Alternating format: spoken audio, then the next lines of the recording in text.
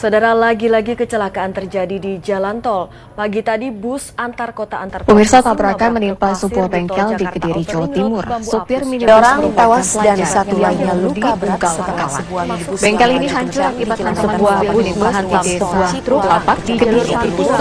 Kabupaten menabrak truk akibat Peristiwa lain, saudara, Kamis pagi tadi sebuah bus PPD menabrak Saudara, sebuah minibus hilang kendali hingga menabrak tiang. 8 kendaraan rusak parah. seluruh korban Diduga akibat pengemudi mengantuk, truk box warna merah bernomor polisi B9.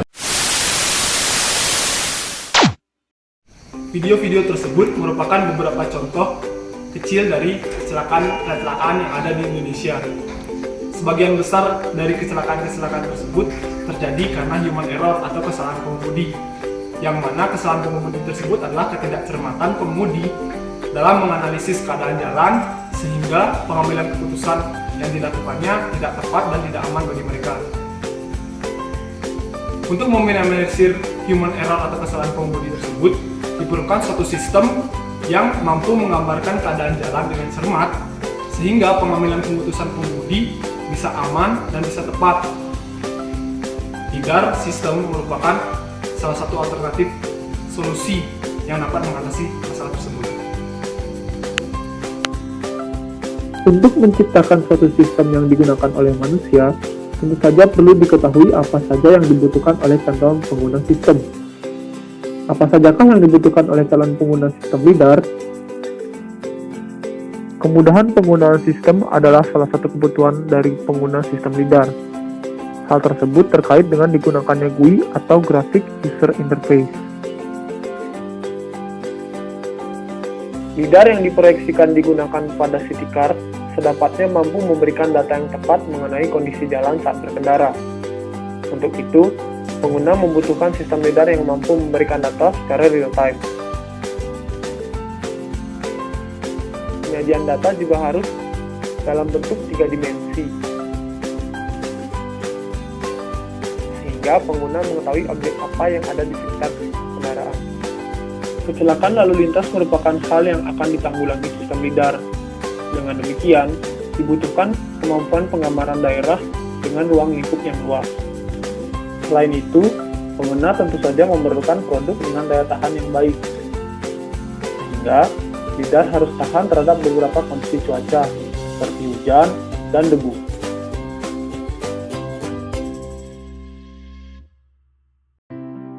Sistem LiDAR ini akan digunakan di kendaraan beroda 4. Sistem ini akan berjalan otomatis sesaat setelah mobil dinyalakan. Sistem ini akan diletakkan di atas mobil, lalu akan bergerak secara horizontal sejauh 360 derajat dan bergerak sejauh 30 derajat secara vertikal. Sistem ini akan menggunakan satu buah kamera untuk menangkap pantulan sinar laser dan satu servo untuk menggerakkan sistem ini secara vertikal sejauh 30 derajat dan menggunakan satu motor stepper untuk menggerakkan sistem secara horizontal sejauh 360 derajat. Sistem ini juga akan menggunakan microcontroller, yaitu berupa Arduino Uno yang akan disambungkan ke PC melalui komunikasi serial. Sistem ini akan berinteraksi dengan user dengan menampilkan hasil pembacaan jarak dari kamera dan sudut dari servo dan motor dari LiDAR pada interface di dalam mobil. Interface tersebut adalah berupa gambar 3 dimensi yang merepresentasikan jarak dari objek-objek di sekitarnya. Video yang ditampilkan ini merupakan contoh interface yang akan diperlihatkan pada penggunanya. Namun, direncanakan keadaan sekeliling bukan berupa kumpulan garis, namun kumpulan titik. Dengan fungsi dasar tersebut, fungsi ini dapat dikembangkan menjadi fungsi-fungsi lain yang dapat meningkatkan kenyamanan dan keamanan dalam mengendarai mobil. Sistem ini akan dapat menangkap objek yang sedang dekat dengan mobil, sehingga diharapkan untuk lebih lanjutnya, sistem ini akan memberi sinyal pada mobil agar dapat berhenti apabila terdapat objek yang berisiko akan bersinggungan dengan kendaraan pengguna. Sistem ini juga diharapkan dapat membantu pengguna mobil, sehingga pengguna mobil sama sekali tidak perlu memegang kemudi, dan mobil juga dapat berjalan dengan sendirinya. Namun, tugas akhir yang dibuat tidak mencapai tahap tersebut, sehingga kedua fungsi tadi hanyalah fitur tambahan. Dengan demikian, diharapkan sistem ini dapat membantu pengguna mobil yang sedang mengantuk atau pengguna mobil yang memiliki jarak pandang yang terbatas.